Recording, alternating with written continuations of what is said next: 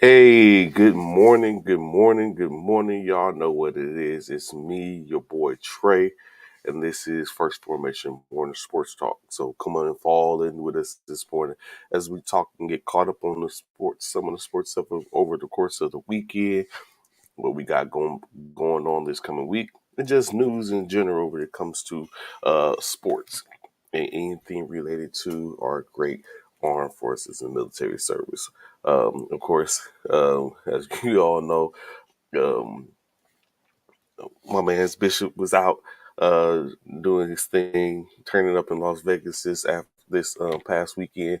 So we may or may not see him this morning due to the fact of he might be recovering a little bit. But anyone that's been to Vegas, knowing this was his first time, there's no telling what we see. But hopefully we'll be able to have a talk with him to find out if it's anything that had to stay in Vegas. Uh, Ron G from the Speakeasy. You might see him this morning. There's no telling. But in any case, the show must go on. So I'll just give y'all a second to fall in, get in, so that way we can get to going. NBA, as we know, NBA game game five will be played tonight. If you watch game four, it may be a prelude to what we have. What we do know is basically we're at a best of three series at this point, as the series is tied 2-2 with with 3 more games to go. We'll do a little bit of talk about that. Of course, Charlotte has a new coach. Things going on in New Orleans. They got some drama, some stuff to talk about when it comes to the NFL. A lot of things in the hands of courts, as we say. So it's plenty to talk about for these 2 hours this morning. So I'll give you a little more time to go ahead and fall in, and we get right to it.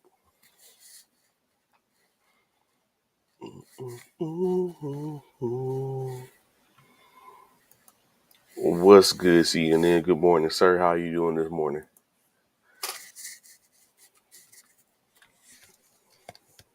What's good, Freddie? Good morning, sir. Glad to see you. Glad to see you in formation this morning.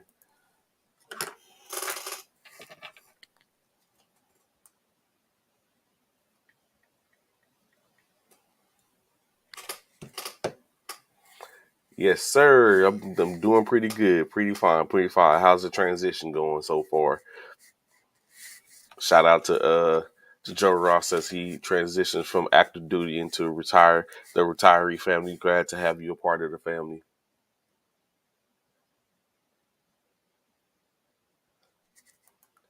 All right, matter of fact, speaking of Bishop, there you go. On his way on his flight, taking his flight now. Yes, sir. Yes, sir. I think I'm starting to get over it, recovering a little bit better, so I should be good. Appreciate it.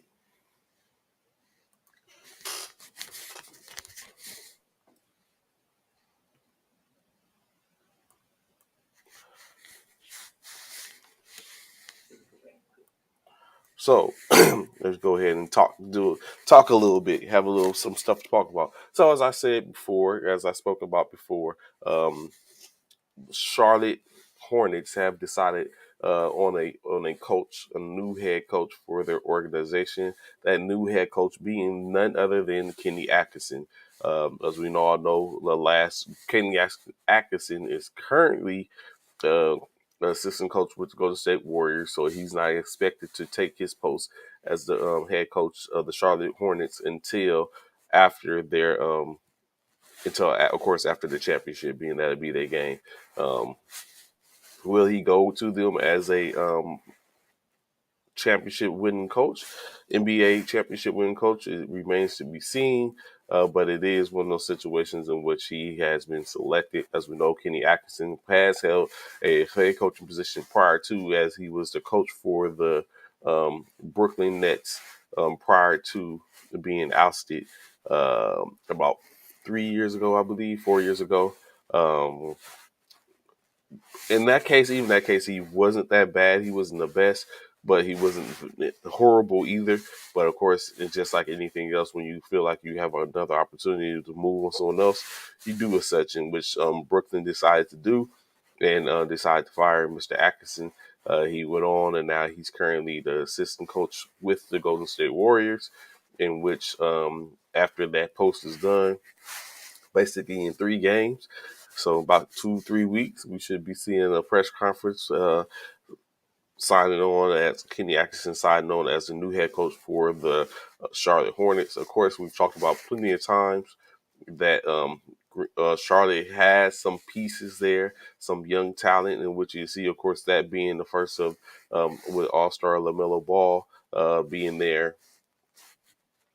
And so we look forward to seeing what Mr. Atkinson, Kenny Atkinson, Coach Atkinson can do for the Charlotte Hornets. So North Carolina, stand up. Y'all got y'all man. Let's see what y'all can do. Going forth, New Orleans, NOP, the NOP, the Know Ya baby. So, of course, we know, if you haven't been paying attention, Brandon Ingram, their forward, was did undergo surgery to repair a jammed finger on his one of his hands, in which he had the fifth finger repaired. So with that surgery, he will be expected to be out 6 to 8 weeks. Of course, I'm very sure that means minimum to no basketball activity in any sorts.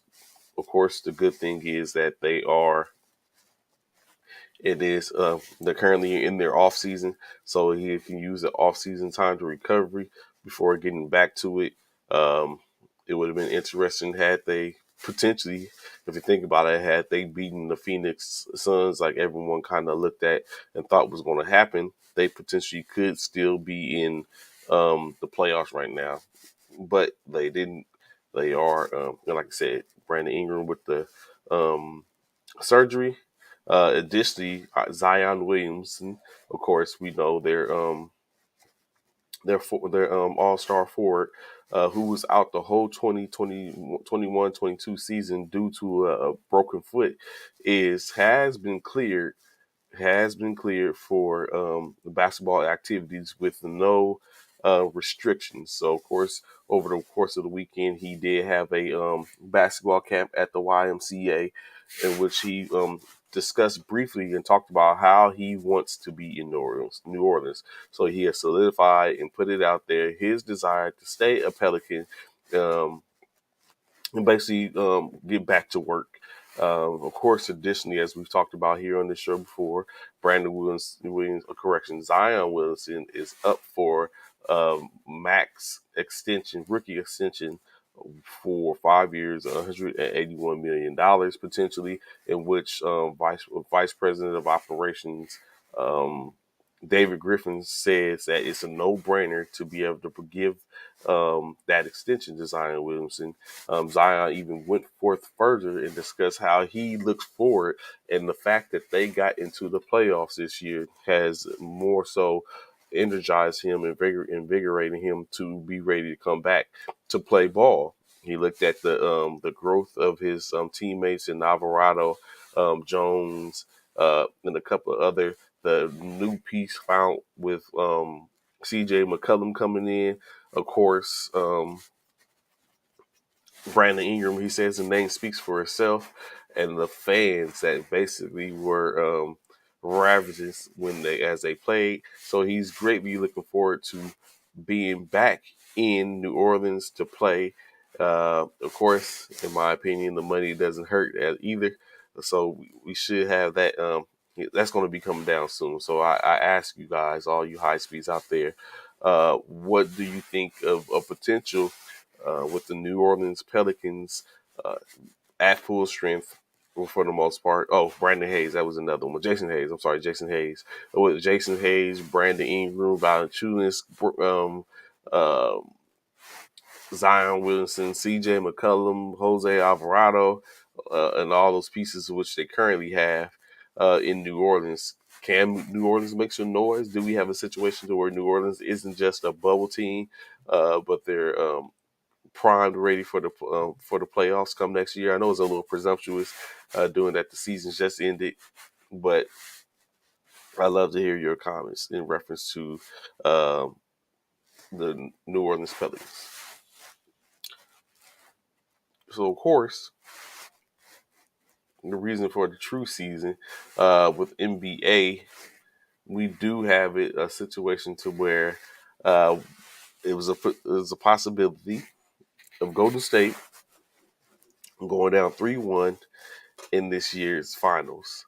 Of course, we had thought if we had seen the 3-1, of course, it was also a thought to what would possibly be the outcome of this whole situation if if they had went down 3-1.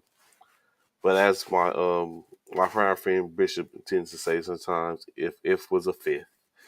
And this didn't happen as Golden State was able to get a dub on Friday, winning 107-97, with being able to tie the series at 2-2 apiece. Of course, the Warriors had I think it was an 10-man rotation. 10-man rotation led by Steph Curry's 43 points. Matter of fact, Steph Curry's points led all players. 43 points, 10 rebounds, 4 assists. Contributions from Andrew Wiggins, 17 points, 16 rebounds, 2 assists. Klay Thompson's 18 points, 2 rebounds, 1 assist. Jordan Poole, 14 points, 1 rebound, 1 assist. 6 points from Kevin Looney, 11 rebounds. 2 points, 9 rebounds, 8 assists from Draymond Green. Otto Porter Jr., 2 points, 1 rebound, 1 assist.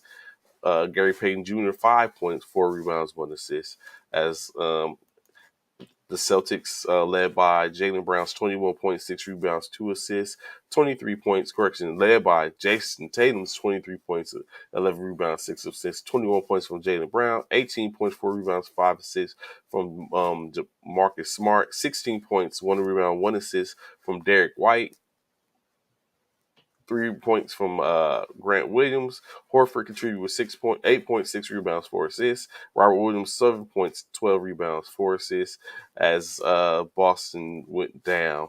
Of course, it brings back the question in which we discussed or talked about and asked, is Jason Tatum ready for that spotlight? Of course, we have some people that disagree and saying that he wasn't ready. But we do have a situation to where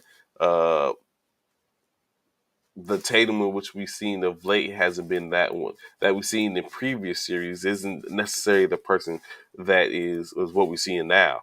Why is that? Of course, we're going to cover a little further in depth into what possibly that can be when we're looking at Jason Tatum. But one thing I like to bring about is we have always had a conversation and talked about on the show, or even me for the fact of the matter. I've discussed and talked about what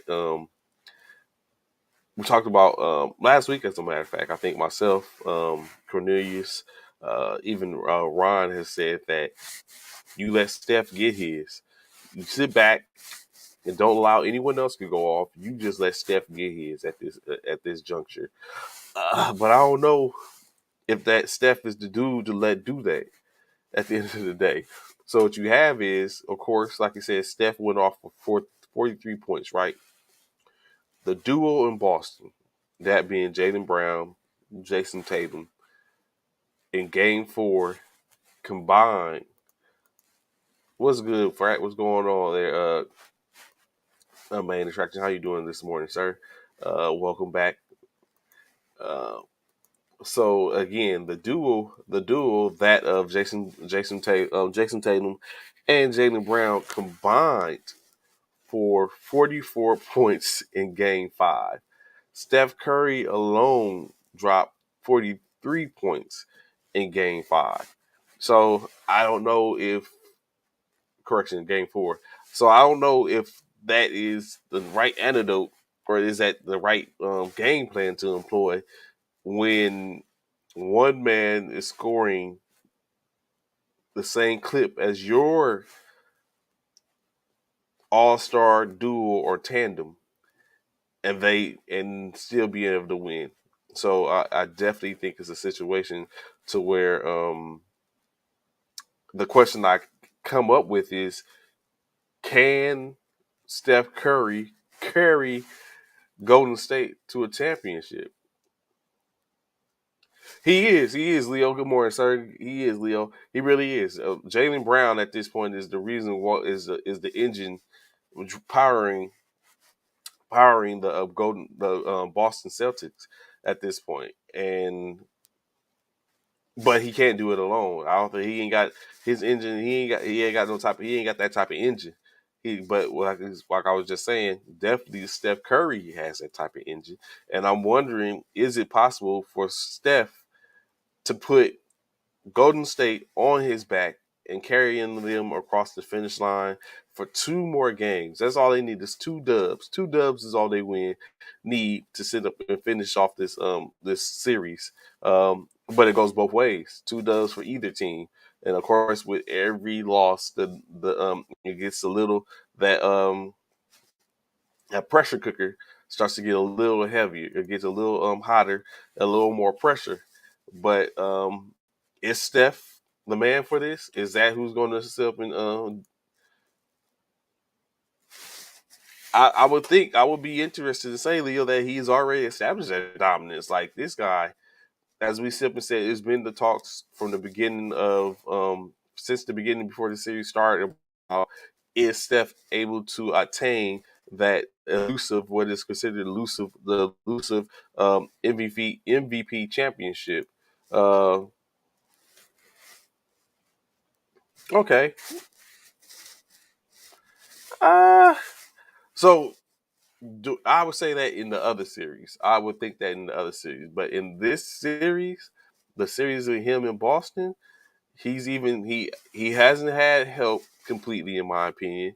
When you look at, like I said, Draymond Green has scored as of 2 games ago, 1 or 2 games ago. Draymond had a total of 15 points, and he's supposed to be considered part of the core of their team in reference. So like, and then I don't think there's been much of an issue in injuries for Golden for Boston. So the help that you talk of, I would think in the series, which of course, if maybe had might not have went down in the in their series, maybe we have be having a different conversation now. But in this series, current series with Boston, I don't think it's been that much help from everyone. I do think that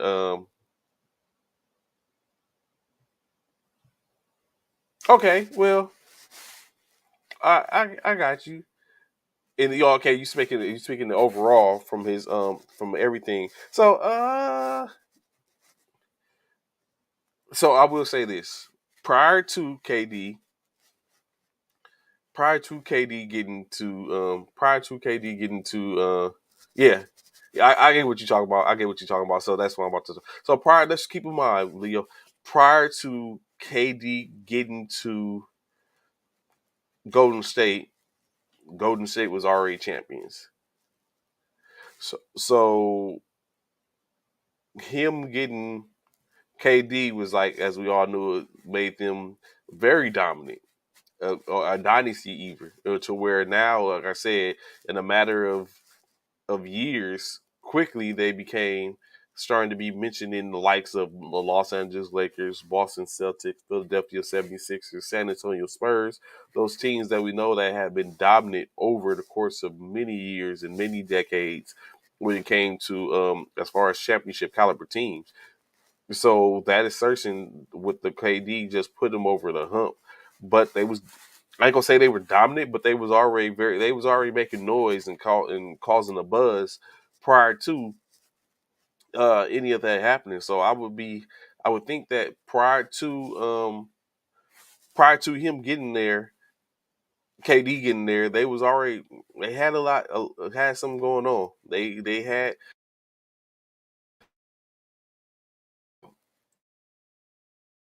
what I will say is I think due to what we know and what we've seen is KD, I mean, as we know, and this is their sixth appearance to the NBA Finals in 8 years. Of course, 2 of them 8 years is at the time in which they didn't have Clay.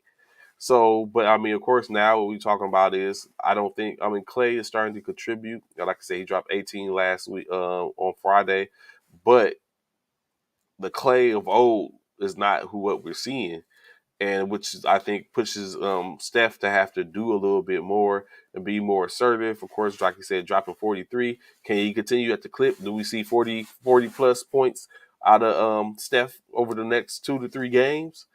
I don't know, but is it a but can he? But if we have to see that, can Steph do that? Like to basically solidify that to maybe get in talks. If he does this, does he get into the talks of greatness? Like I just talked about the other day, Tracy McGrady talked about how it's a little presumptuous and even maybe a little bit disrespectful on repod to KD. Okay, okay. I, okay, I got you, Leo. I got you. Pulling out the receipts. I got you. But but if let's say if for some reason Steph Curry is able to take care of Boston, get Boston up out of there, all based on just him getting another ring. Uh, does Steph Curry get the right to be mentioned in the same breath as the Jordans, the Kobe's, the LeBrons, and those who came before him in championship type dominance? Does he finally earn that right to be able to be talked about? He's already one of the greatest shooters of all time in the history of the NBA. Two-time NBA MVP. Um, Does he? What's good, Key? Good morning, ma'am. How you doing? What's good with you? What's good with you? Zach, you saying I think Curry's need.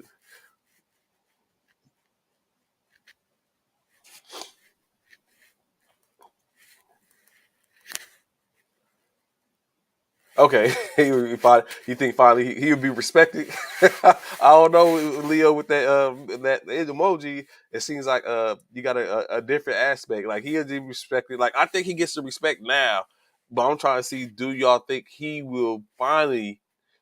He gets respected now, but do you think he will finally gain and be able to garner the fact of, you know what I'm saying, like to earn a spot on? I mean, I know personally I put him on my Mount Rushmore, but do you think he can earn to get the position to where he's able to be on more of those? There's more talks than where we talk about Mount Rushmores of basketball. Steph Curry gets more from, let's say, the older generation. You know what I'm saying? The old heads who, you know what I'm saying, still watch the game and we're back and we're able to see Jordan play, Magic play, all that. I didn't see Wilt and Dr. J play because it was, you know, saying that was Dr. J was a little ahead of my time and was going out. But I saw the Magics, the Isaiahs, the Kareems and all that type of stuff. I seen those. So when we start taking a look at those people, the I think he's passing the eye test. What's good, Stanton? Good morning, sir. Good morning. Okay, elite status, and that's a key word, elite status. But so what you're saying, Leo, though, is he needs to get this dub. He needs to get this championship to for you to sit up and to be like, you know what, that guy there is elite. Outside of, you know what I'm saying, we already know he's the greatest shooter, but he gets his W. He wins his another championship. Now Leo considers him elite, hands down. No more talk. Steph Curry, all day, by himself. So yeah, that's so. But that's the first part. Does he carry?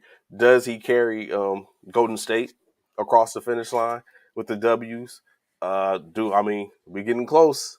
This game five last. So do we see another rendition of game six Clay? Now is that what they're saving it for him to heat up and put it away? I think now we're starting to get into that water where it's a little dangerous for Boston. If they already don't let Steph cook. If Steph come back cooking some more, you still always got an opportunity to where at this point the most deadliest shooter, uh, second deadliest shooter in the game is his teammate who hasn't went off yet. Ron just asked just last week, said he was looking for Steph Curry to drop 40. He didn't get it when he wanted it, but he came on time and got that 40 the very next game. So we've seen it. Seen a really a heated up on Clay. So if he's knocking down, can Boston withstand the barrage from that? So it's those things that come about in which we have yet to see. Okay, he will have arrived. I got you, Leo. I feel you. I got you, bro. So so yeah, it remains to be seen. We'll see if it's a glimpse of that tonight.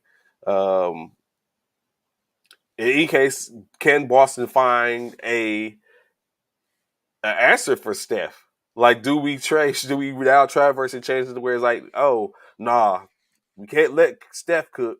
We got to stop. You know what I'm saying? We got to slow him down. Like, at this point, I don't think you can stop Steph. Only person that can stop Steph is himself. But how can Boston slow him down? Like, what do they throw at him to slow him down? And still, like I said, in my opinion, if you put too much effort in trying to stop or slow down Steph, I think it opens the door for everyone else to sit up and get in there. The Currys, we still, truth be told, I don't know how many people agree with me out there, how many high speeds agree. We ain't even seen a real outside of him getting under people's skin. We ain't seen nothing from Draymond yet. Honestly, I know Coach Uriah. He's probably if I say if he ain't on now, if I say this, good morning, Dale. Good morning. Thank you for being in formation with us this morning. I even think if we ain't seen much from we ain't seen nothing from Wiggins. I know Coach Uriah, if he's on, when I say this, he probably appears like the Candy Man. We ain't seen nothing from Poole yet. Like, it's a lot of people he went off for the most part. It's true, in our opinion, my opinion. Boston is a better team five with the starting five.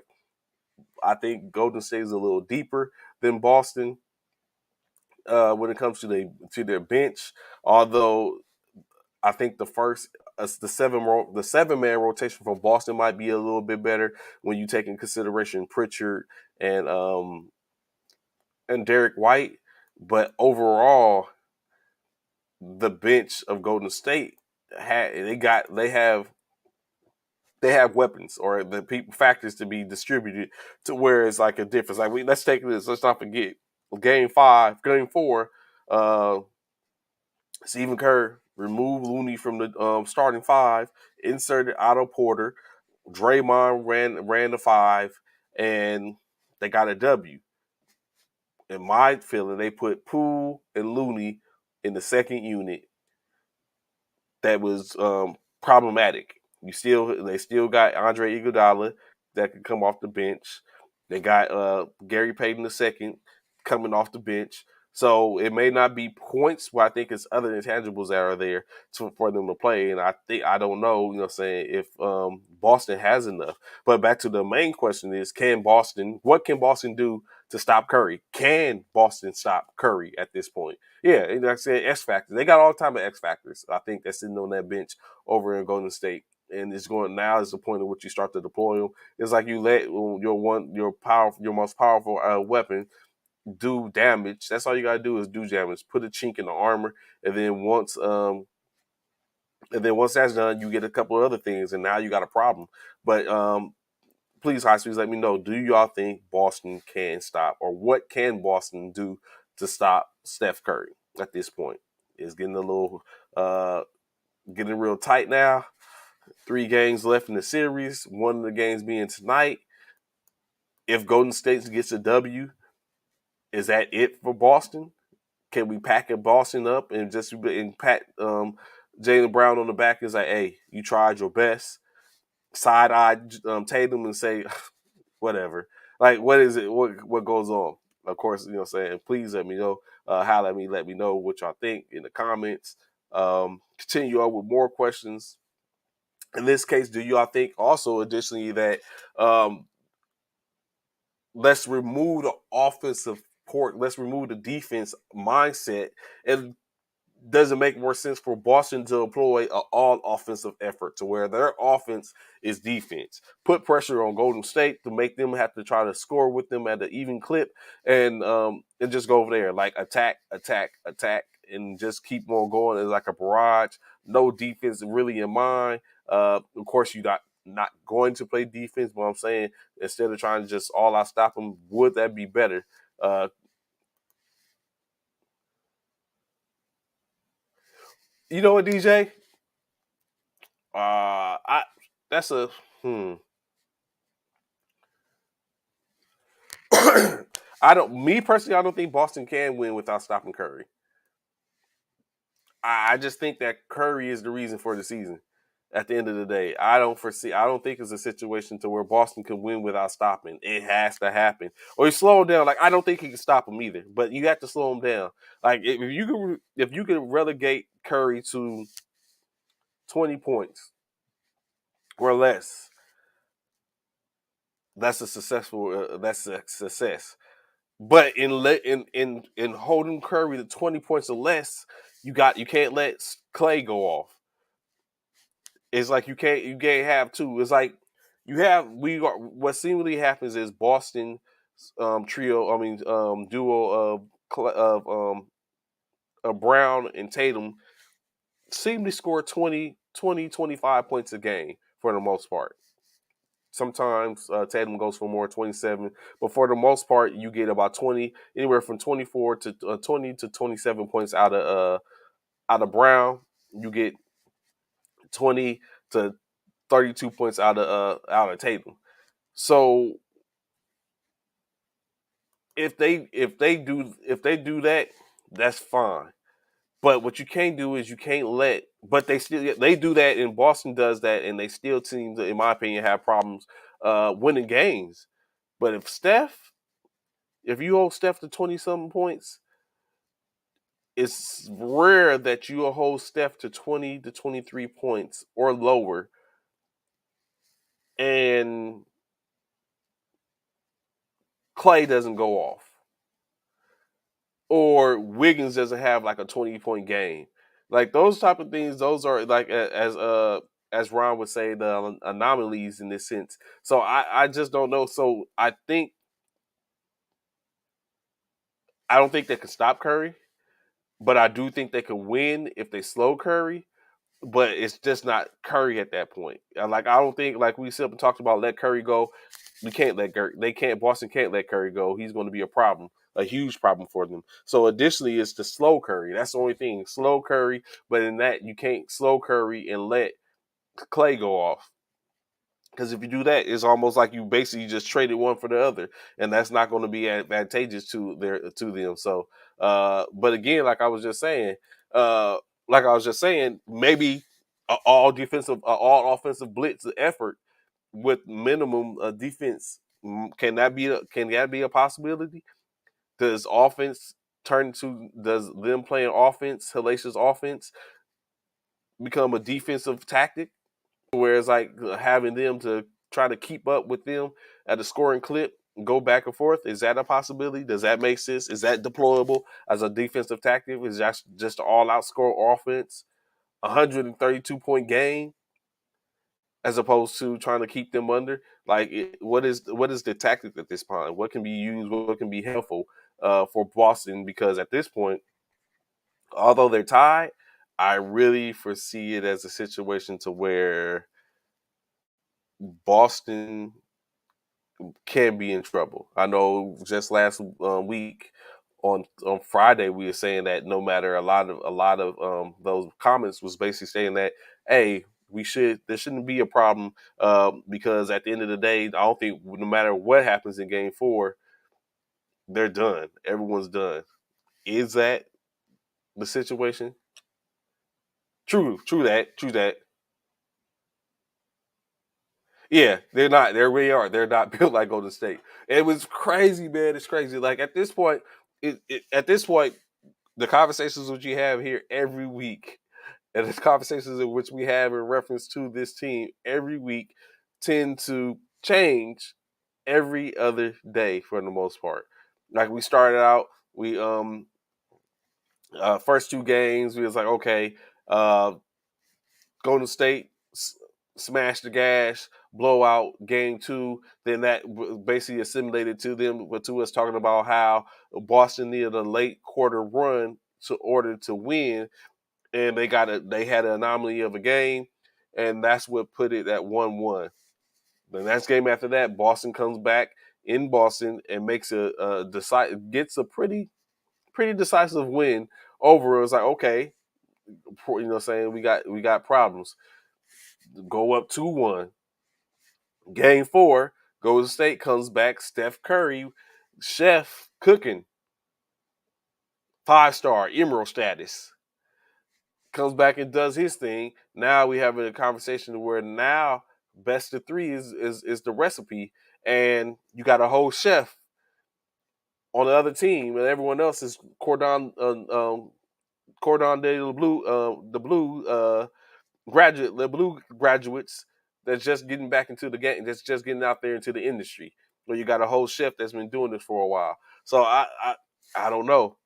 I actually would probably kind of just like keep my mouth shut so I don't kick myself in the teeth and be like, oh yeah, Boston this or Golden State that, and then of course it comes up as the other thing. Now here we go, changing lanes again, and do this all the way to what potentially can be. I said Golden State in 6. That's not too far off at this point. Golden State, I need a dub tonight so I can even push that agenda a little more.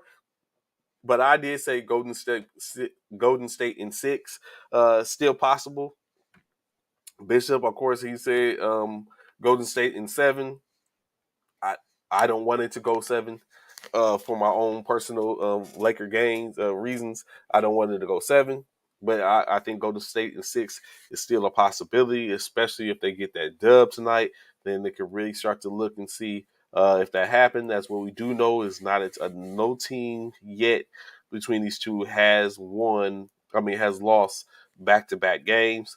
Of course, if you look at the stats and the statistics, Golden State is 4-0 once in their series when they're tied 2-2. So little things like that, little quirky stats when you take a look at it, and which the series currently tied 2-2. Is it on the side of Golden State? We don't know. So, and additionally, a question I have, especially when we come time when we're talking about these particular stats, is Tatum. What's up, fam? Jason Tatum is Wiggins that much of a problem? I mean, I know Jason Tatum at his press conference came up and he was like he just has to do better. What a lot say to his sports enthusiasts would probably say to that is, uh, duh, like we know you got to do better. We're watching the games, we see. So it's like this is like one of those situations like we see that we can see you got to do better. What do you do to do better? Is Andrew Wiggins locking you down like that? Like it was funny. We laughed and scoffed at Coach Uriah Hunter speaking about Jason Tatum equalizing or erasing, uh, being erased by Andrew Wiggins. It's like he laughed at that. It's like that's funny to say that. Like that's not the truth. That's not going to happen. And then up on what happened, like we see in front of our very eyes that Wiggins is doing damage. He's slowing them down, keeping them at bay, making it hard for him, except for game 3. He did assert himself in game 3. But I think they was defeated at that point and he just let him go. But it's like, is that is that what we got? Is that the remedy to Boston being to Golden State winning? Is Wiggins locking down Tatum? Or do we see tonight where Jason Tatum asserts himself as and try to show us a glimpse of who we everyone said he to be, and to get this W and show that Wiggins isn't a problem for him and he's basically in his head. It remains to be seen, of course, but whatever is going on, it seems to be working. But of course, moving on to other. Oh wait, hold up. Okay, and maybe that's it. Maybe, and like I said, I feel like we haven't even seen. And maybe that can be the standing because at the end of the day, that was more. That was some of, in my opinion, that was some of the physicality was some of the answer in the game two in which they won. So maybe that is the answer. A little physicality, get a little rough with them. Of course, they said Draymond, the agitator. But saying agitation only goes so long. I need some points on the board, or unless you just feeding people that's getting points. If you got you dropping 15, 20 dimes and scoring 7 points, uh, maybe I could live with that. I can deal with that. You know what I'm saying? If you do that, but if you giving me uh 6 assists, 8 rebounds, and 3 points, I'm not cool with that. Like I need more. In which I think Ron said that over the weekend, or Cornelius, he said it last week that Draymond, we need more Draymond. You got to get more. So it remains to be seen. Uh, so when you look at this MVP, moving on a little bit, the MVP ladder. So we've been following the NBA.com MVP ladder on the show. Last week, the last ladder prior to the one that was issued last a couple of days ago had Jaylen Brown at number one, Steph Curry at number two, Jason Tatum at number three, Klay Thompson number four, and number five was Marcus Smart. After game four, however, it seems like the tide has shifted, or rightfully so, of course, when you look at it. Of course, now Steph Curry is number one, Jaylen Brown is number two, number three, of course, Tatum remains, number four, Clay remains, but we have a new number five that has entered the fray. That number five being that of the aforementioned Andrew Wiggins. So is all when we take a look at this, talks continue in reference of does Clay get an MVP, finally a Finals MVP? Should Clay be allowed to get the Finals MVP if Golden State doesn't win the championship, a la Jerry West? Like, is any of these conversations are these conversations being had? Of course, the easiest way to answer that question is Golden State win the championship and let it be left out to Steph, Clay, or Wiggins. At this point, most likely it's looking like Clay would be that person uh, if Golden State was to win. But of course, 3 games away, the earliest of being won tonight, 8 o'clock, uh, with the tip off at 8, and going on from there. So it remains to be seen. But please let me know who y'all think is. If it was my vote, I think at this point, if you look at the two teams, it would be Clay. Correction, Steph. If Golden State was to get the dub, win the series, it would be Jaylen Brown, or should be Jaylen Brown if Boston was to get the series, unless Tatum just plays out of his mind unconsciously, can't be stopped over the course of the next 2 to 3 games, in which he probably will overtake Jaylen Brown's efforts in which to keep him afloat and will get that W that be held the MVP of the series. But like I said, 3 games left. Start with the first one starting tonight.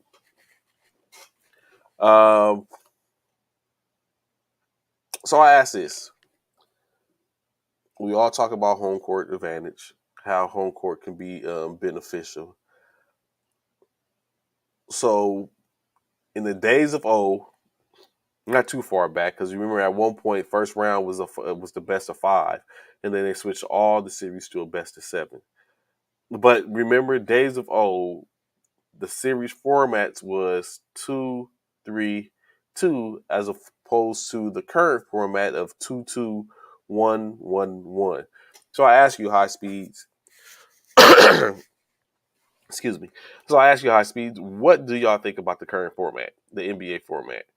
Do you prefer the 2-3-2 format, or are you digging the 2-2-1-1-1 format? and going back and forth. Now, taking consideration in this aspect, the coast to coast aspect of anything, like at this point for this particular game, you have going back and forth to Massachusetts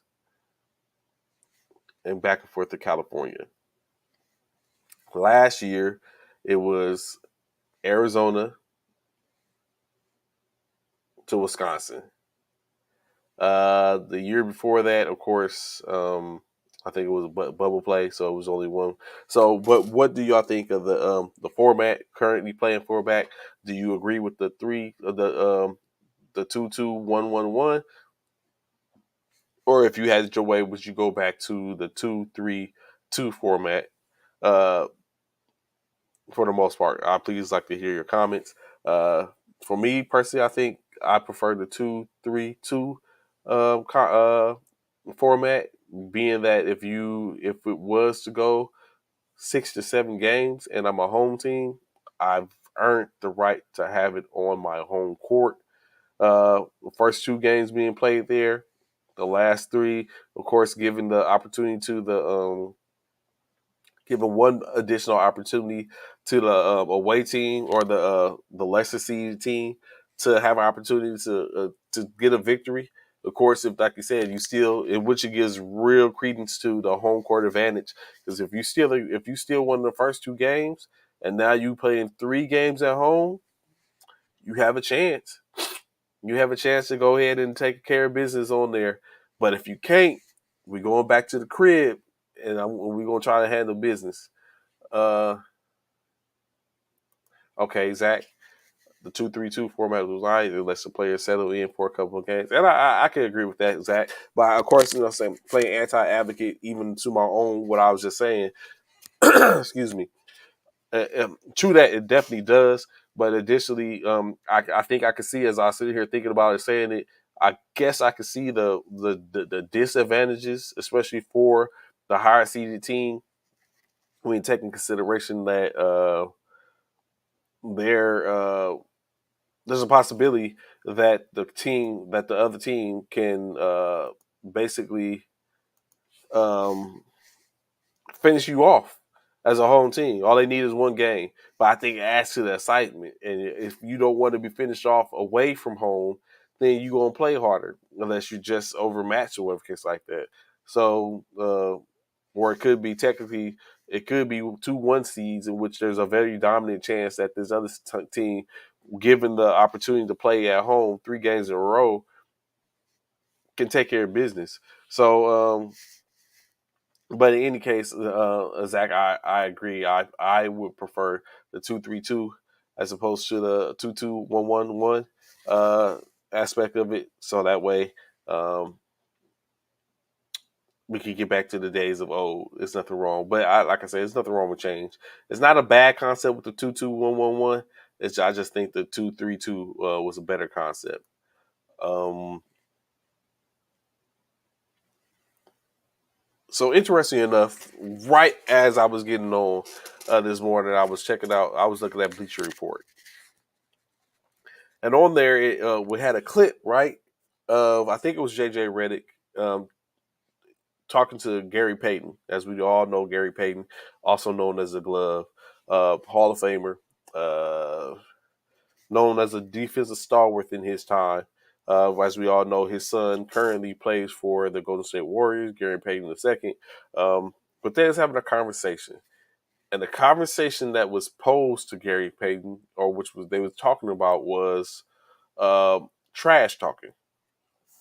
And the question was, who did he see as who had that like trash talk game, like was on it when they trash talk? And to my surprise, his answer and story which ensued was that of that guy from French Lick, Indiana, none other than Larry Bird himself. He is like Larry Bird was that dude when it came to trash talking. And so the difference, though, however, when Larry Bird's trash talking, not saying that no one else was the same, but the difference is in Larry Bird trash talking is that Larry Bird backed it up. Larry Bird, he's like Larry Bird. Of course, he talked about a situation. He's like he was there. I think he said it was his rookie year. He's like, he came out, he was there on court with Larry Bird.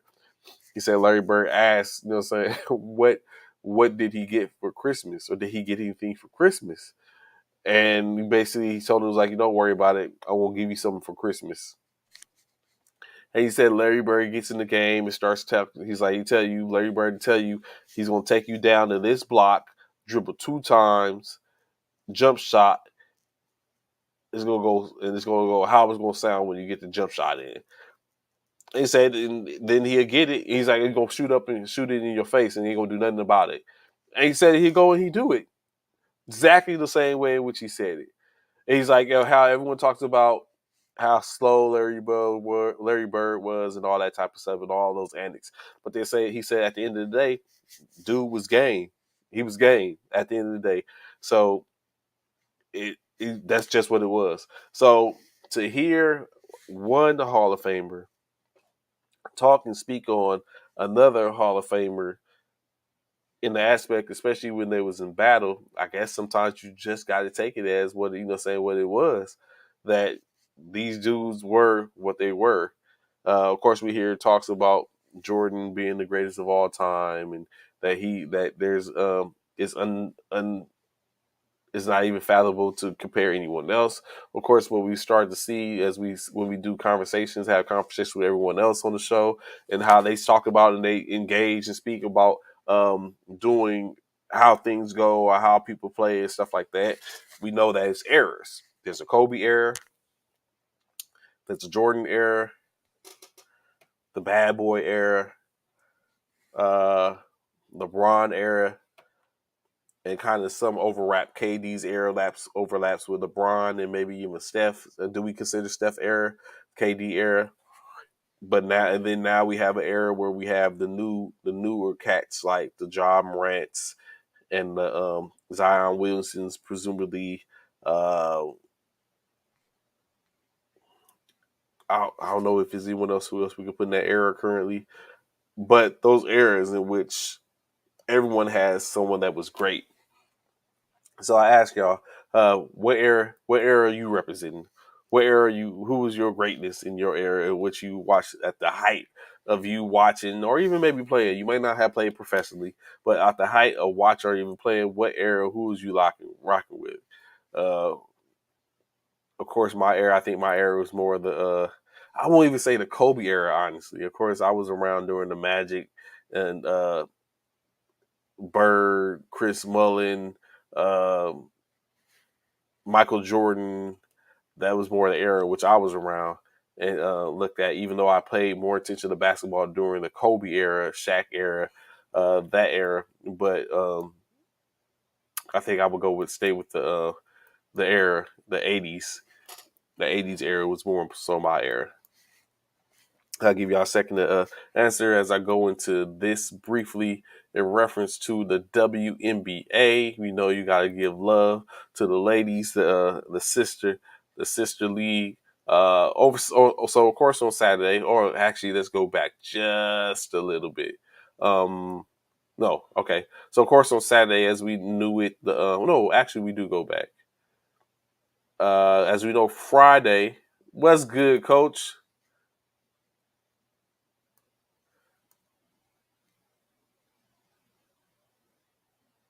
You know what, Coach? The answer to that question, why we didn't get a game on Sunday, is rights. Those viewing rights. So of course, over the weekend you had all those. Of course, now baseball is starting to take enforce its presence. I think you had the what else was there? I think it was, and additionally, I think it's also set up for a game, potentially a game 7, to be played as well. I think that's additionally what comes up, but there's definitely a situation. I agree, Coach. There was a. It seems like it was lacking. It seems like Sunday should have been that game where we seen a Sunday game 6, or as opposed to what we got, but it's coming. So I know for a fact. Of course, we got the game 6 today. We got the game 5 today. Thursday would be Game 6. And if needed, then of course that's what we're going to have is a Game 7 on the Sunday to close out. So I think that's what the setup was, Coach, to put it on to where the viewership can be on for a closeout game Sunday, as opposed to what we could have got yesterday. So I think that's what it is. Okay, back to the question. Definitely 80s, 90s, what Stanton says in reference to what was the era in which he watched the most. Zach watched NJ, but I would say I understood the game and more during the AI Shaq Kobe era. Okay, more of the 2000 era. And I can understand that. It's like you start paying more attention to the game and get more of an understanding because you're getting older. You follow, of course, people do at different times. I guess you could say the maturity of the game and their mindset becomes different at different times. In which, and I can agree with you. I can completely understand and think about like that. That does make pretty good sense. Upon to those errors, just like now, like the kids nowadays, they're more.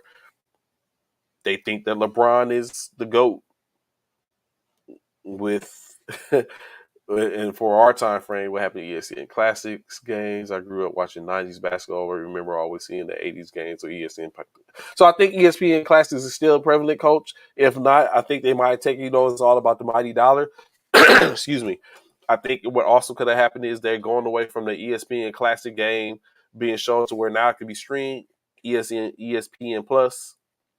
You can catch the classics on ESPN Plus or in that fact of the matter. But yeah, going and watching it's a trip. Like even like for me, I watch every aspect of it. So it's not just about the game for me. I be looking at how the graphics was back then.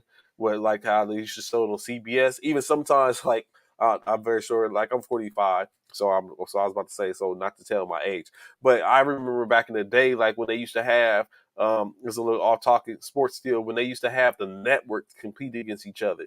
Like that was crazy. NBC, CBS, ABC competing against each other in different type of sports with bringing in different players from to compete for 'em.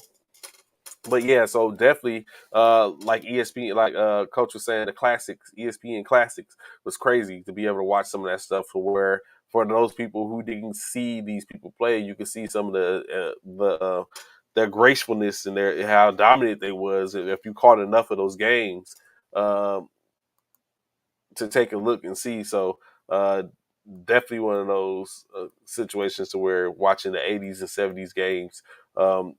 Back in the day to see Wilt or Julius. Um, if you ain't never heard of James Worthy, see who James Worthy was or how he used to get down. Hear them talking about even like say some of the greatness to hear Chick Hearn do his beloved closing statements for a Lakers game at that time. Like all that, saying to sit up and be wondering, like, okay, to laugh and be like, okay, what is that saying?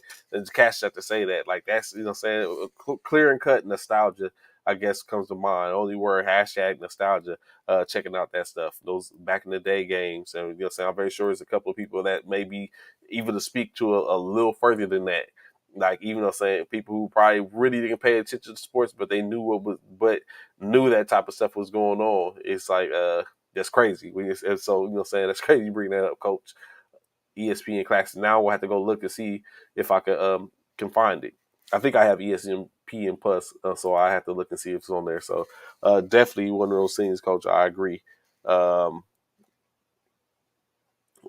but like what I was about to say was the ladies. So of course, we knew there was a game slated 5 games on Friday, which kind of leads into what we have later on into the weekend.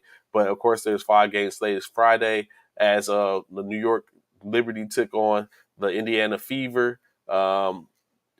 New York able to get the dub, winning 97-83, improving to 5-8 as the Indiana Fever dropped to 3-2. The Liberty, led by Natasha Howard's 25 points, 10 rebounds, 3 assists.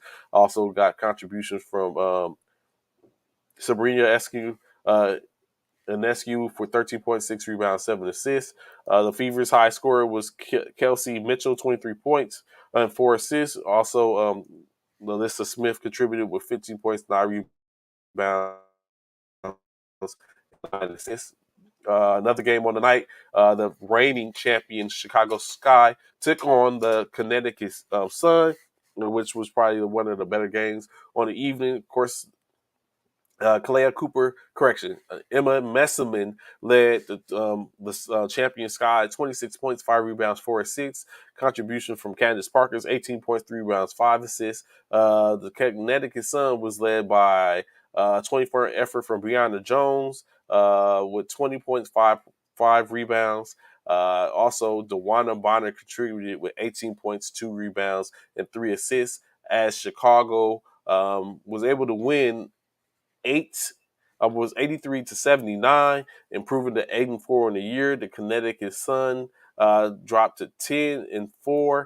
I think pacing the Las Vegas Aces um, and their record year. Also, action on Friday, the Washington Mystics took on the Minnesota Lynx, in which the Mystics, with the blowout 76-59, improving to 9-5 on the year. Minnesota Lynx dropped to 3-2. The Mystics led by 17 points from Maisha Hines Allen, with 6 points and 2 assists. Correction, 6 rebounds and 2 assists to go with her 17 points. Ariel Atkins contributed to 12 points, 3 rebounds, 1 assist. The Lynx were led by Ariel Powers, 12 points, 3 rebounds, 2 assists, and 10 points from Rachel Banham. The Storm, with a 1-point win on Friday over the Dallas Mavericks. The Dallas Wings. I'm sorry. The Storm improved to 7-5 on the year. Different from many other years when they're like blistering the league. Improved to 7-5 on the year. Dallas Mavericks dropped to 500 on the year with a 6-6 record. The Storm was led by Brianna Stewart's 32 points, 11 rebounds, 2 assists. 18 points from Jewel Lloyd and 13 points from Easy Magagore. The Wings were led by Anika Angabua's 23 points, 2 rebounds, 6 assists, 19 points from Isabella Harrison, and 12 points from Alicia Gray. Again, like I said, they took the 1-point loss on the year, 25 games in the year. So they still got a little time to make up the difference. Who else did we have? Lastly, Friday night, the Atlanta Dream took on the Phoenix Mercury, in which the Mercury got another W, improving to 4-8 on the year. Atlanta drops to 7-6 as the Mercury win 90-88. As we all know, the Phoenix Mercury is currently playing without their star center and Brittany Griner, who is currently still being detained in Russia for transporting of, I guess you could say, illegal paraphernalia. But of course, the Atlanta Dream, were powered by Ryan Howard's 25 points, 3 rebounds, 5 assists. Cheyenne Parker's 20 points, 13 rebounds, 1 assist. And also, Ari McDonald contributed with 13 points, 4 rebounds, 4 assists. The Mercury, led by Diana Taurasi's 23 points, 3 rebounds, 6 assists. Tina Charles, 20 points, 9 rebounds, 4 assists, 18 points, 5 rebounds, 3 assists from Skylar Diggins-Smith. As Atlanta, like you say, the Mercury get their their 4th win on the year. What we expected to probably be a better game, one of the better games over the weekend for the WNBA. The Aces and the Sparks did battle. The first part of the game, it wasn't looking too good for our beloved Sparks, as Angel Wilson came out on fire, lit them up like it was crazy. Of course, in state, the Las Vegas Aces did get the W, 89-72, dropping the Sparks to 5-8 on the year. The Aces, like I said, with the best record in WNBA, improved to 11-2. Like I said, those Aces led by Angel Wilson's 35 points, 11 rebounds, 1 assist, 20 points from Derek Hamby, 17 points from Kelsey Plum, 10 points from Chelsea Gray. The Sparks is led by 16 points from Anika Agumake, 9 points, as well as 9 rebounds, 13 points from KD Blue Samuelson. Liz Cambridge, 6 points, 6 rebounds, 2 assists. 10 points from Jordan Canada. Um, 9 points from Kennedy Carter as Los Angeles looks to regain themselves as they are currently dealing with a coaching change in midseason and basically trying to get it all back together, put it back together. Yes, coach, the Aces are hella legit. Becky Hammond is showing why she's deserving of that deal in which she got being paid more. Of course, it was a lot of controversy and talks about her being paid that way, where the coach is getting paid more than the players. But she's showing, of course, clearly that she has the chops to generate wins, and that's basically what's going on. Yes, of course, she's proven that she deserves that money. Like that's where it's at. So of course, uh, seven digits paid by Las Vegas Raiders owner Al Davis, but she's showing that money. She is deserving of that money. Best record in the WNBA. Of course, that sounds good because at the end state is it going to equate into another championships for the Las Vegas Aces? Of course, when we see that, we know exactly like okay, she's paid to win championships, not just to be win all time. I mean, a coach in the regular season, but those championship caliber coaches. But right now, the Aces are looking hella good, and she's definitely showing at this point to this juncture that she's deserving of what she got when it came down to it. Uh, so last night, of course, Sunday night, four game slate.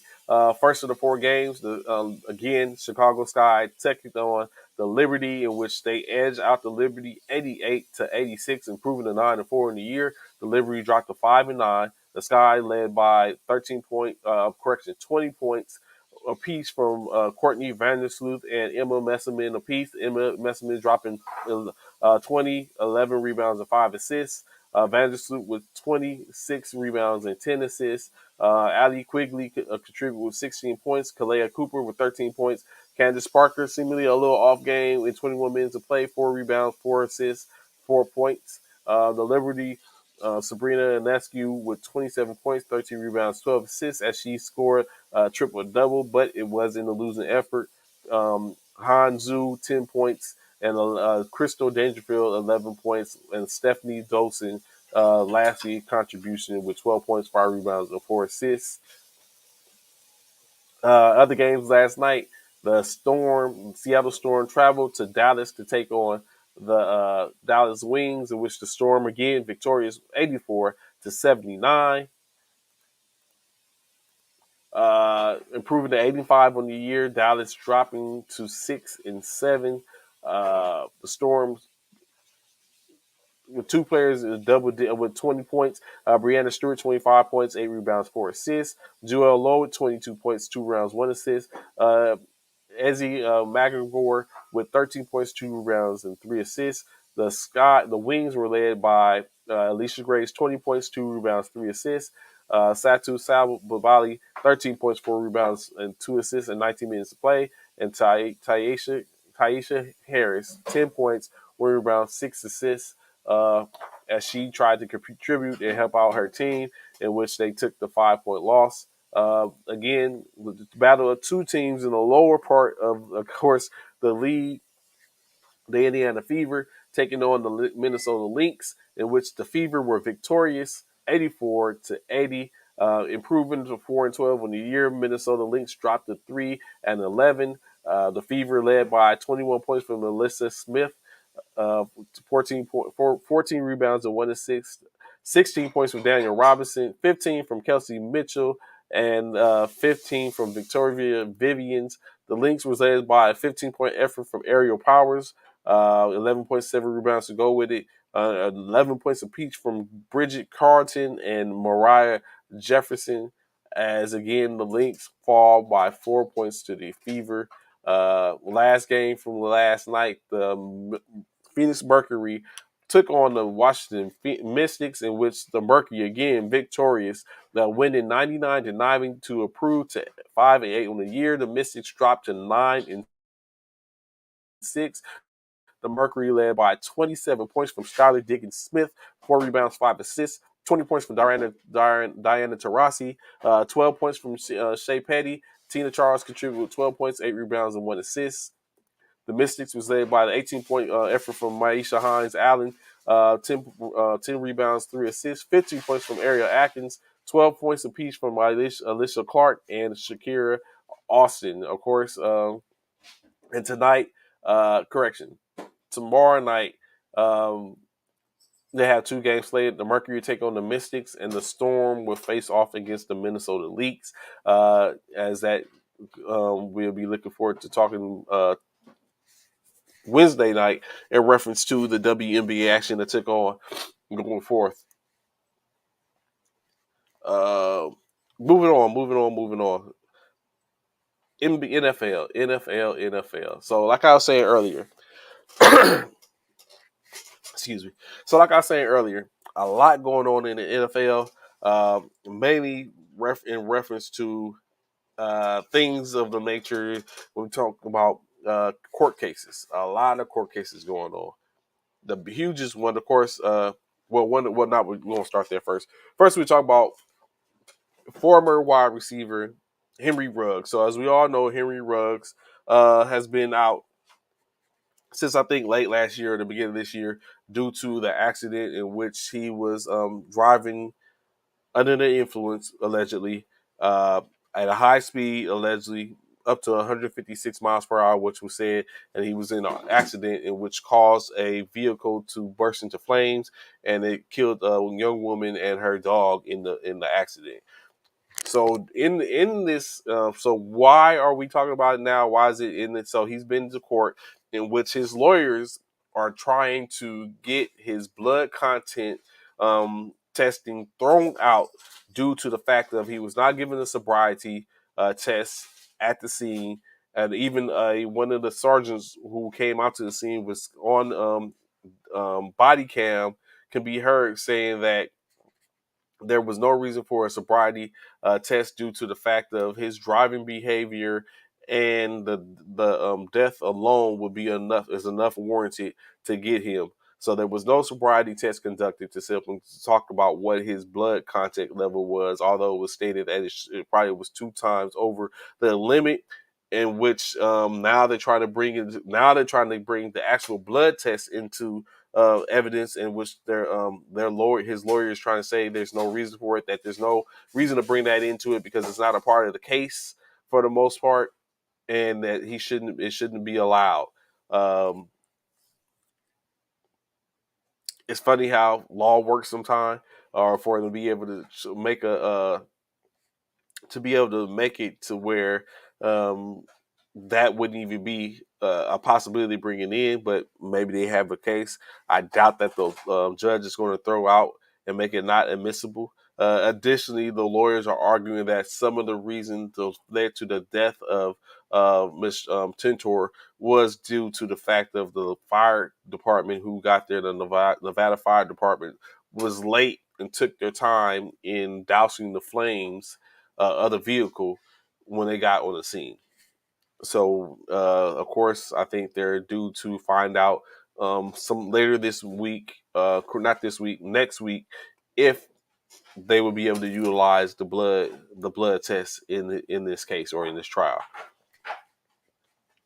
Additionally, if you wasn't watching, I haven't seen Anthony Price this morning, but the Washington Commanders. We all know the Washington Commanders over the last couple of months have been in the news due to the fact that they're going through a congressional hearing because Dan Snyder again is being charged, or he's being investigated in reference to sexist and misogynistic and a bad working place, in which he's also looking at probably facing some type of punishment, I guess you could say, or discipline in reference to the improprieties in financial bookkeeping as well for his organization. But the latest isn't necessarily that of Dan Snyder, is more so in reference to the Washington Commanders defensive coordinator, um, Jack Del Rio, as he was last week. He had comments in which he referenced the riots, or what they call the trial of insubordination on the Capitol last year, January 6th last year. He basically called it a dust up, for that fact of the matter, in which they brung it up, and he was basically, it came out. Coach Rivera of the Washington Commanders came out and basically alluded to and stated that he, excuse me, the views of Coach Del Rio are not the views of the organization, and then he has his right to say or believe what he wants. Even further, so Mr. Del Rio, or Coach Del Rio, basically deleted his tweet and called it the riot are just a dust up, and but he did also state that in defense to a comment that he said that he would love to understand the whole story about why the summer of riots, looting, and burning, and the destruction of personal property, was never discussed, but the riots at the Capitol are being discussed. He said when that he additionally felt, saying that there's two standards that are being applied, and that he's just expressing his opinion on the two standards in which he feel like are being applied, in the reference to the riots from last year and the riot at the Capitol building. Additionally, on last Thursday, the NCAA's president, Derek Johnson, call for the resignation of or a termination of Jack Del Rio based on his comments alone. So please let me know. Do you think, saying, what do you think about comments from Jack Del Rio?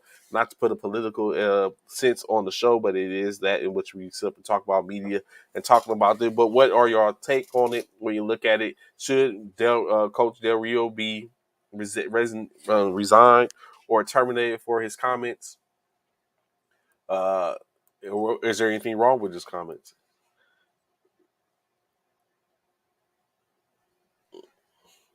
True that, coach. They are. NFL is definitely doing that, and which is someone you probably don't need it in certain senses, because you don't want to. You don't. I mean, I just think from certain aspects, you should. There's certain things shouldn't be said. If you're in season, uh, I don't know. I mean, you know what? I'm not gonna say that. I won't even say that, because we said the whole time during certain riots or certain points all our life, we have asked that certain players come and use their voice to get certain things across, opinions and everything like that. So it would be wrongful to sit up and say that Coach Del Rio should shut his mouth now, but because we're not in agreement with what he's saying. But I just think obviously sometimes you should watch and quell what it is that you're saying, because sometimes the words to speak power with your tongue, and certain people listen. That was some of the issue where we talked about maybe the riots and the insurrections was done in reference because President Trump said things, or anyone in some type of power said things. So true that, coach. You're right. You're exactly right. He shouldn't be fired for saying for that. And do nothing to the owner. True that. So, but it would be interesting to be seen. I don't foresee him getting fired for it. He was fined $100,000 by the NFL for the comments, in which presumably could be the only uh, discipline in which he receives. Um, and just be quiet. Probably a tongue thrashing from his coach, to basically say that you're a person of figure and you got to watch what you say. But additionally, his teammate, his players, that are his defensive players, came out and said that they don't have a problem with it as long as he comes in to do the work that he's supposed to do. Those are his views, and they don't. They particularly in the comment, they didn't have a problem with it. Of course, Chase Young, the star worth on the defense, said that Coach Del Rio's his guy, and he'll leave it at that. So everyone has a difference of opinions uh, going forth from there. Um,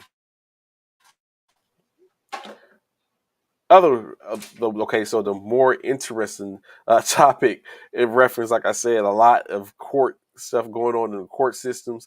The other interesting topic is that of with the Los Angeles Chargers being that, let's just call this the family feud. Of course, what's going on with the Chargers is current owner as well as a trust, just like anything else. That's a lot of time it's a trust. So what they have is the Los Angeles Chargers trust, which is the Spanos trust, um, is being brung into court because their sister is the four siblings, Spanos siblings. The sister D. Barbarian is taking her brother Dean Spanos to court in efforts to get him removed and released off the move out the trust because they feel like she is saying that he is showing misogynistic uh, characteristics and in violation of his fiduciary duties because it's stated that him and their brother Michael Spanos has been using misappropriating funds and utilizing them to buy things or purchase things and not paying bills properly. Basically, stating that Dean wrongfully moved the team from San Diego to Los Angeles, in which she left behind a debt to the trust of $385 million. That basically that was the wrong thing to do. Additionally, stating that their brother spent $60 million on a private plane, which does not have any justification from a business aspect for the organization. She additionally quote said that her brother does not her brothers show misogynistic attitudes because they feel like a woman should not be in the workplace when it comes to the football, and that she's being pushed out and not allowed to make decisions, and that she shouldn't be a part of the day-to-day operations, and that they feel like a woman is inferior to man in this fact. So what's funny is the Spaniels trust consists of 36% of family in general. I would presume that's grandchildren, great grandchildren, maybe a couple of nieces, uncles, or whatever case like that.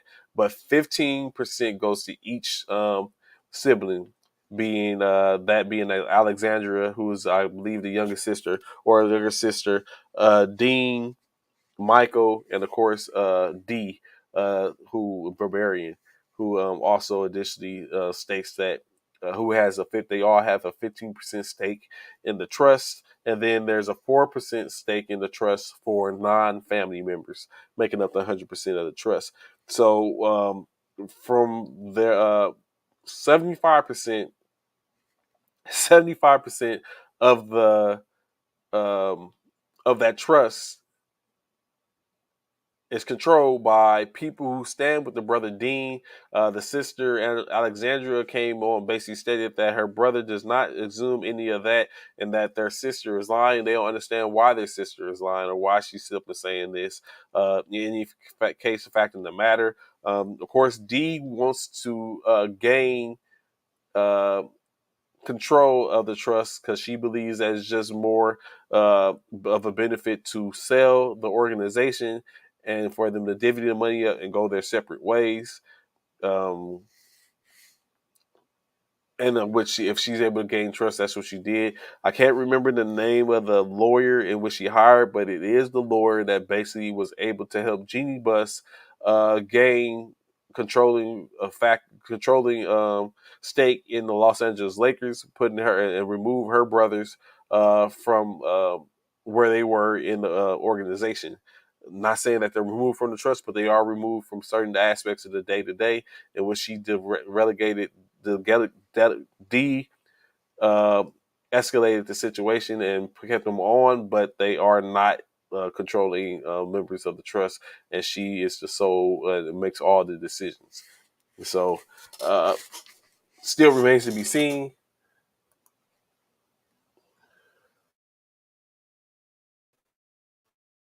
That's what it was said.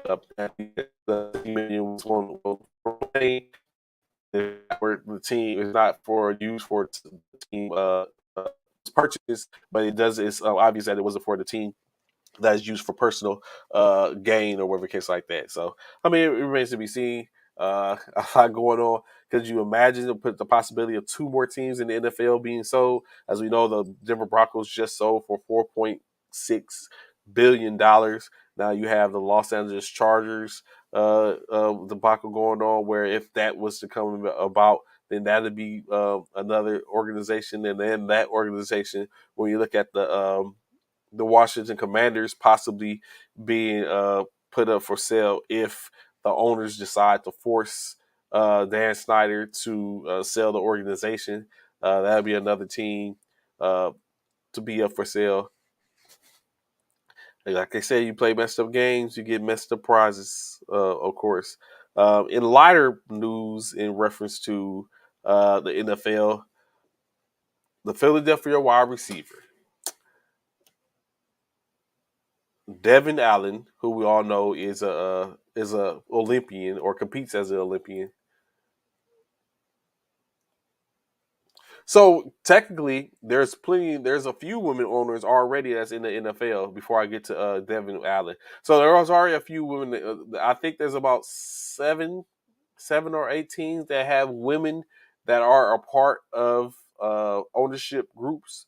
The latest, of course, is that of the Denver Broncos, where there's an African American woman that is a part of who the lady that does. Her name slips me at this time. I had to get it committed to memory, but she's a part of that group that bought the Denver Broncos.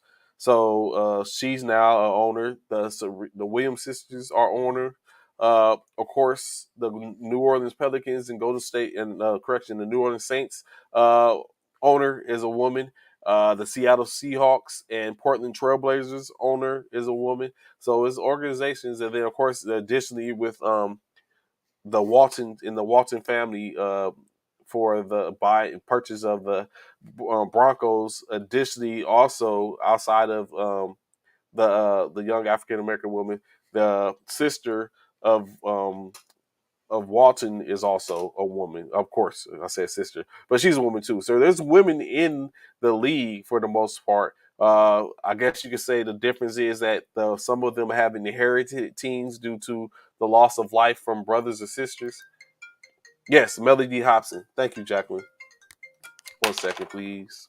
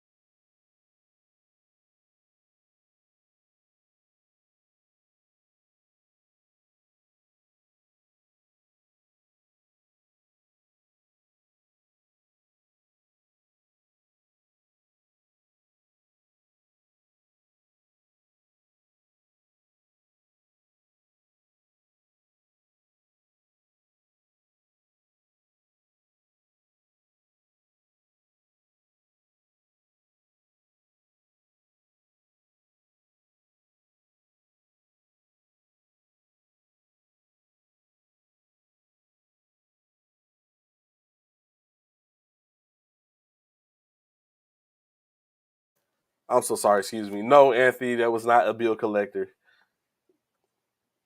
That wasn't a bill collector. But it was work. That it was work, but it wasn't a bill collector.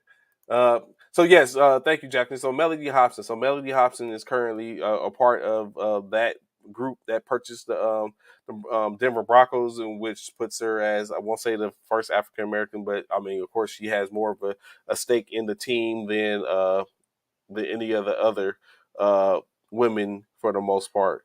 Um, so yes. Um,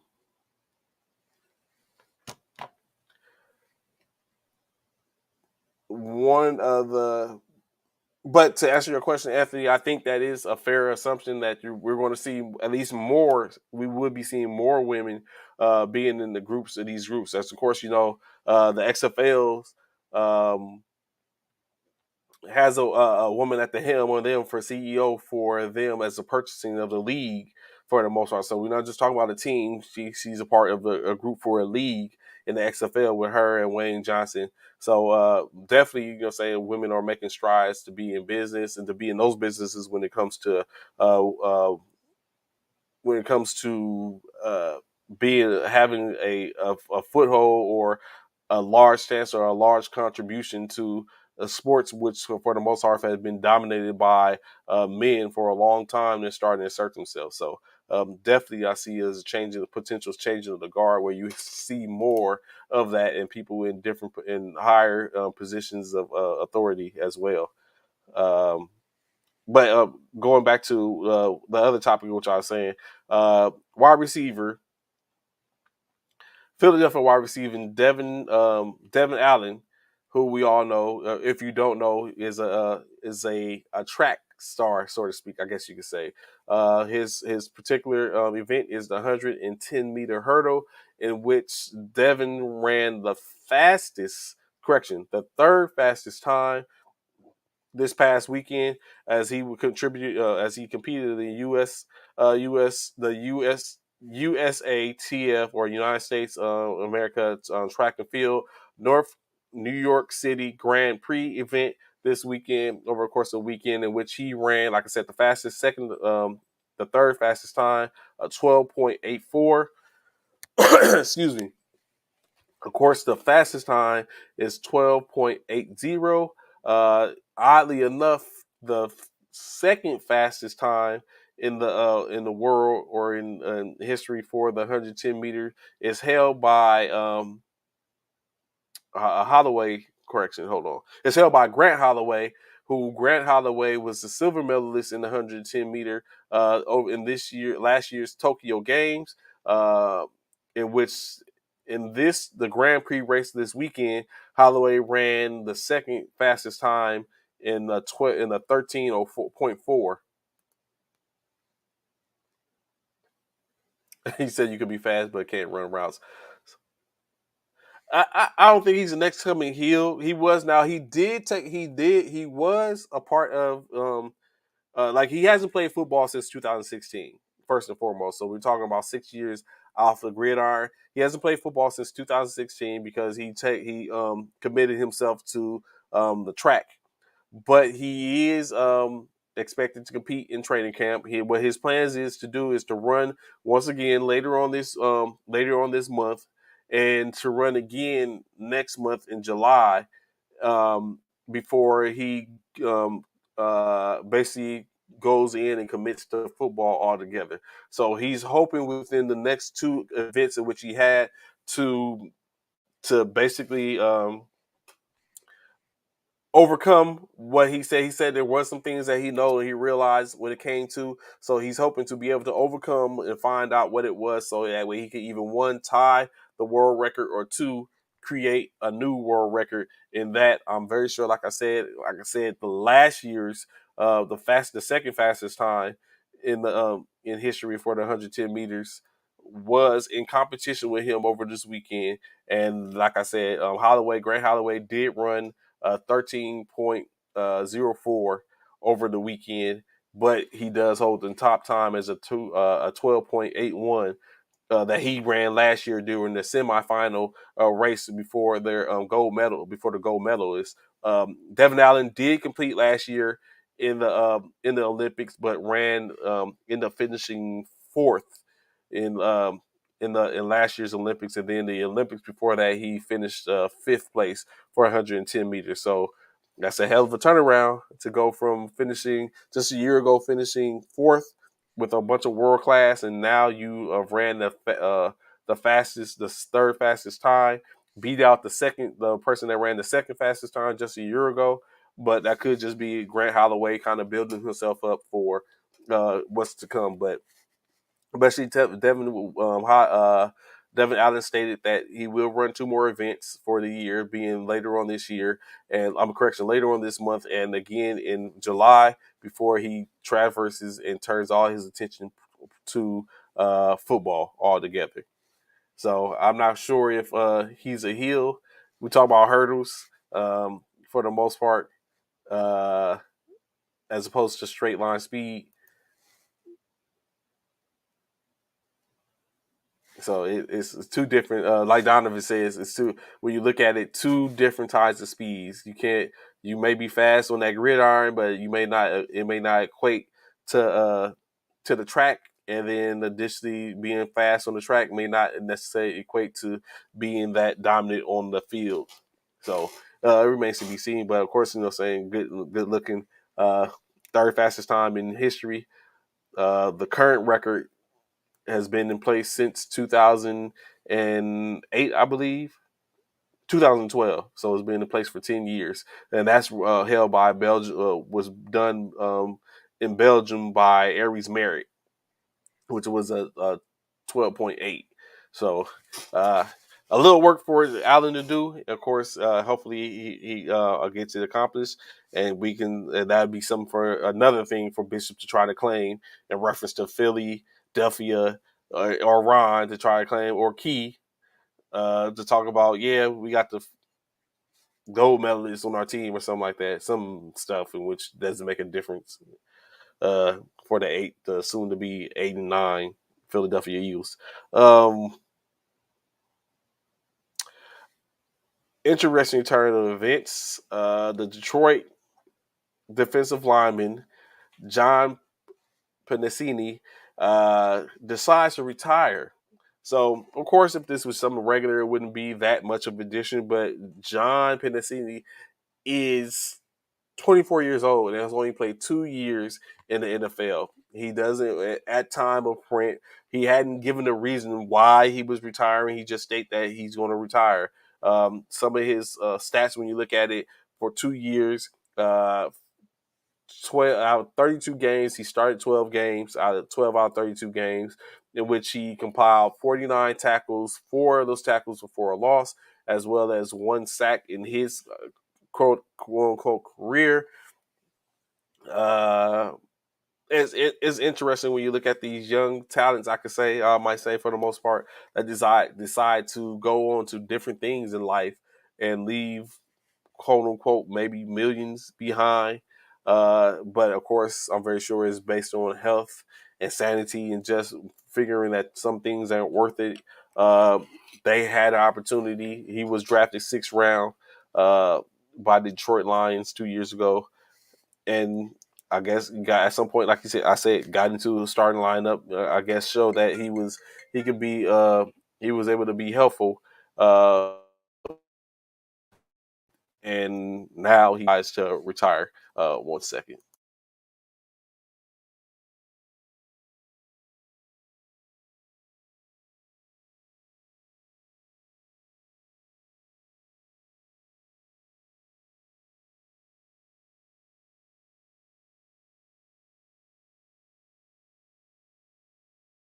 Sorry about that. So yeah, retired at the age of 24. I think there was another play I can't remember. It escapes me at the time that tied earlier year. I think although I think he was 27, so somewhere between the ages of 27 29, that retired. Everyone has their reasons.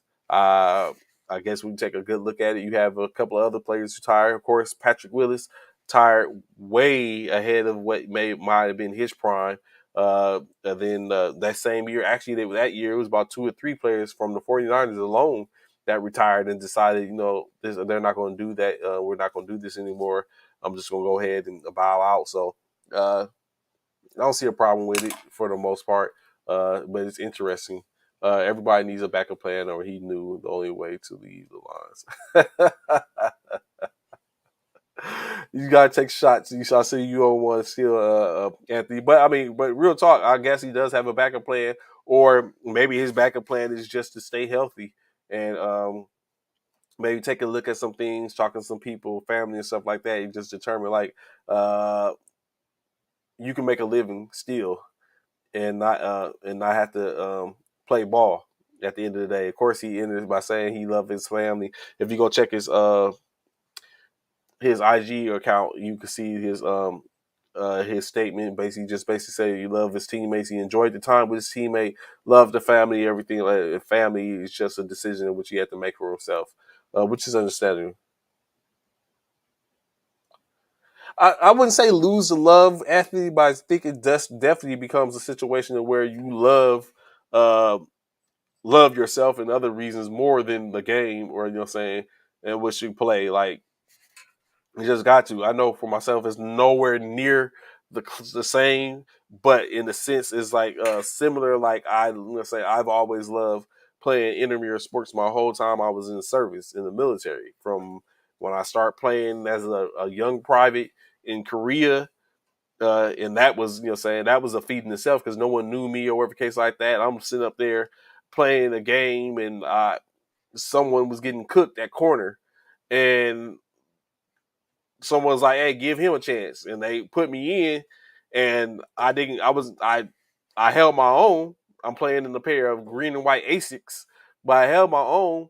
But at some point over the course of the season, corner wasn't my position. That just wasn't my position. I was more of a receiver type or a case like that. So corner was not my position, and it started to show that corner wasn't my position, and so I got it transversed. But saying and the mirrors became a love. Basketball, softball, um, flag football, especially. And then I went to Fort Hood, and that's when I really asserted myself and became known. I was like, okay, as a flag football player, and then saying where I could sit up and go somewhere, and maybe was coveted as if I said I wanted to play for a team because we was missing players, and I could sit up and play for a team. So the love, saying was there, even up to JBLM. It kind of dwindled down because it wasn't as competitive, but there was other stuff going on outside the gates and where I went and played in downtown leagues and stuff like that. But then I got to Fort Polk and it changed. You know what I'm saying? So I felt like I had to walk away from it because it just wasn't the same. You know what I'm saying? I love the fact of playing. It's just I didn't feel the need to play. And it was very, you know what I'm saying? So it was hard for me to walk away. Now, being that a person that works in the same system which I walked away from, quote unquote, it's a difference. But you know what I'm saying? I'm able to contribute through in a different way as opposed to being a player. Although I do have aspirations of playing at least 1 or 2 more times before I completely be like, you know what, I'm not playing anymore whatsoever. So I'm very sure that there's some aspiration somewhere in which he can continue to play the game. At the end of the day, it's just a matter of finding it, or saying at the end of the day, just like anything else, it don't make it like I don't have to sit up and I don't you want anything. It's my life, and saying I'm just doing what's best for me. No different than the people that the love of the game, as we talk about all the time.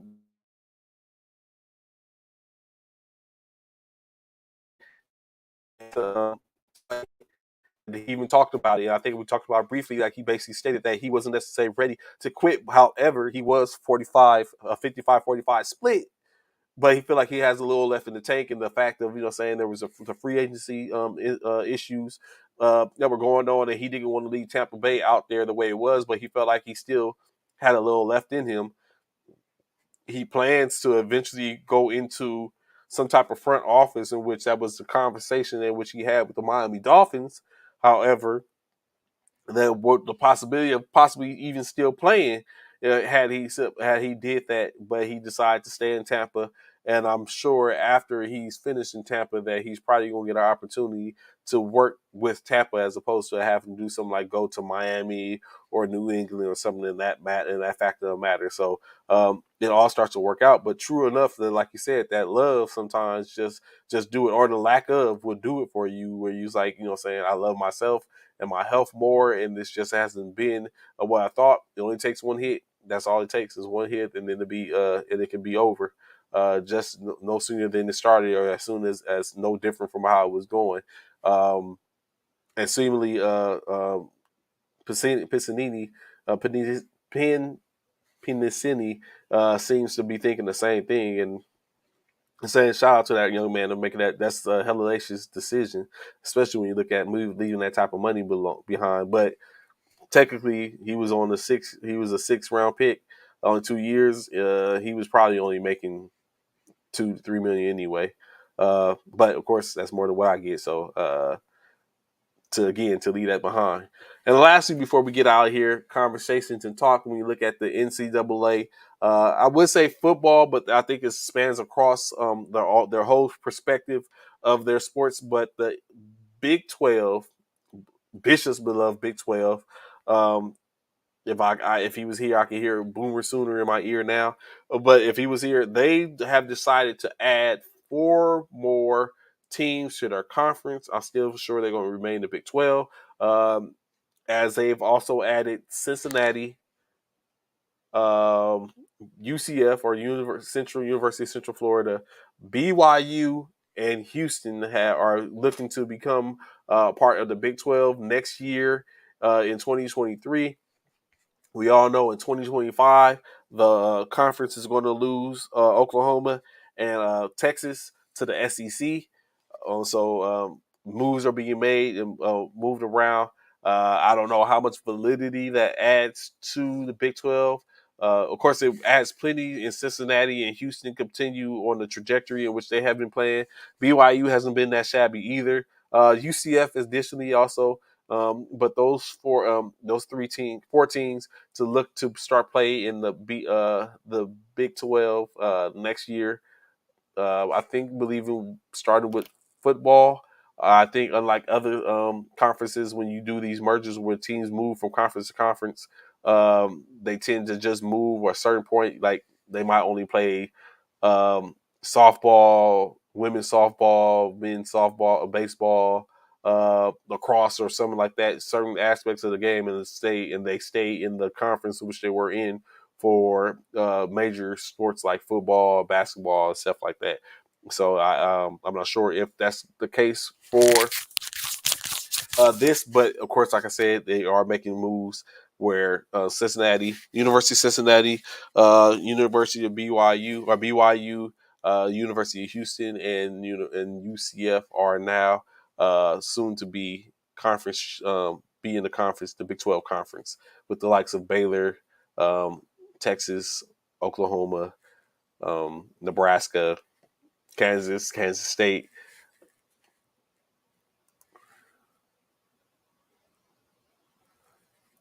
So it's more than that.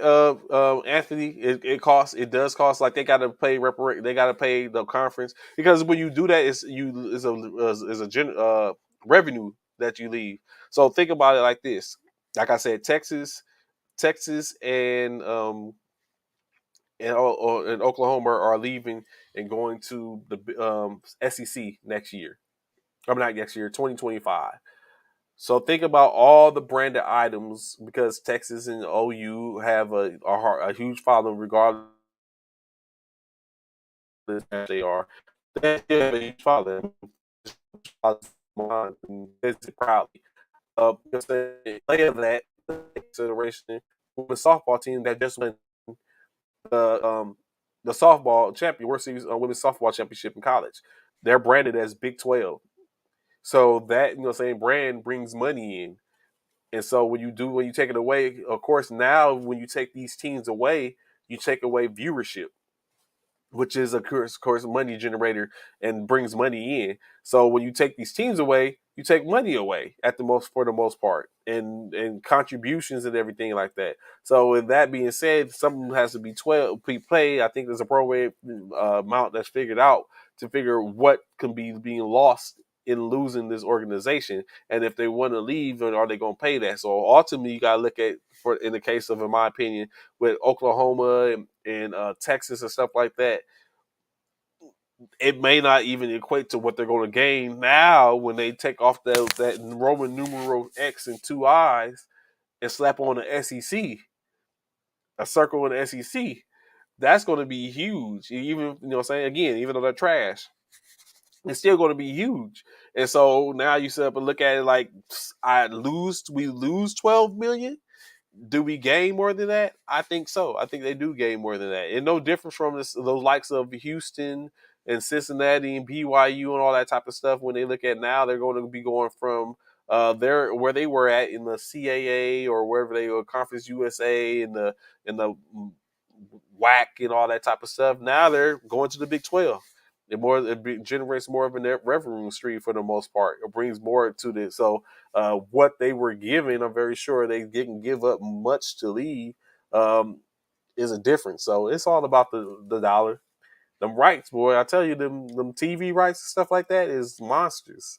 That's how people like the Big 12 alone has garnered, I think, $465 million based off their revenue streams and stuff like that, for in reference to the rights and stuff they have for people watching teams.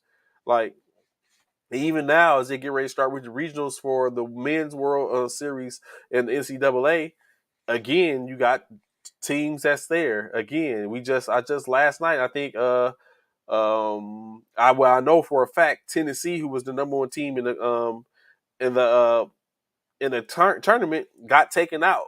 I think it might have been by a Big 12 team, but they got, oh no, by Notre Dame. Notre Dame beat them last night, so now they're out going into the regionals.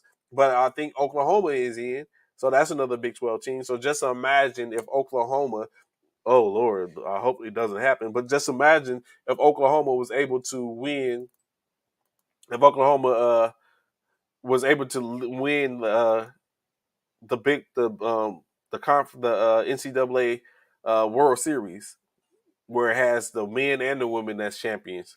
That's going to shoot the streaming and all that type. That's going to blow that up for the time being, and even maybe solidify what the fact of them being able to continue that type of dominance going into the SEC.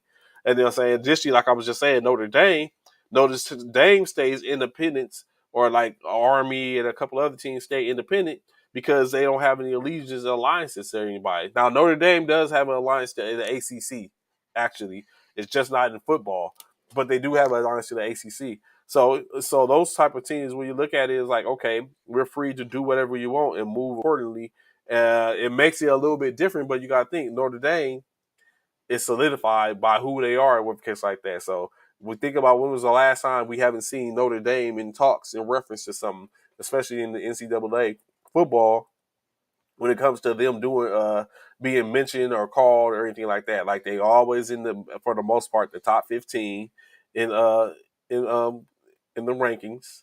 Uh, as they win, they move up and they get closer and closer and put into talks for the CFB championships, because they don't have any alliances, and so they play who they play, and then playing these teams, they make a name for themselves. So that type of stuff. So in their case, it works. Not to mention their name for the most part. No different from someone like Army, who doesn't have a alliance to any conference, to where when they're good, they make moves, and it works out for them in some aspect, to where they may not be getting to the CFP, but they get a high bowl game, or higher than what they, saying, the higher than the Sarsaparilla Bowl or something like that. But they find their way into a big name bowl, based off their record alone, and it helps for them to win the Commanders Cup. So definitely, saying, it works for some teams, other teams it doesn't work for.